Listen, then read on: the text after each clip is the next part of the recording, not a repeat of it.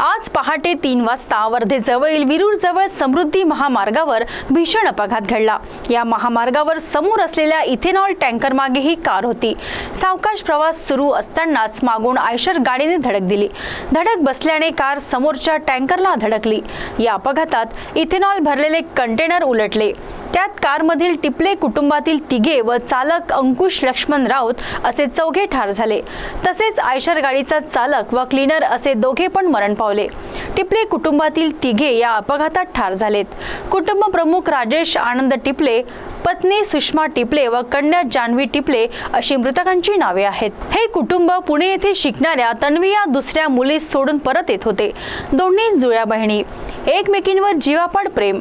तन्वी ही पुण्यात MBA करीत आहे, तर मरण पावलेली जान्हवी ही BTech झालेली।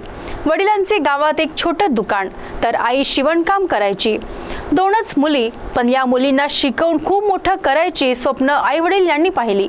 त्यात त्या खरे उतरल्या। दोन्ही पण चांगल्या गुणवत्तेने शिकल्या।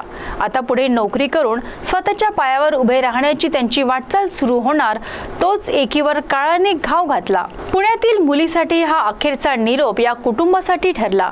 या घटनेने सालोड गावात मोठी हळहळ व्यक्त होत आहे।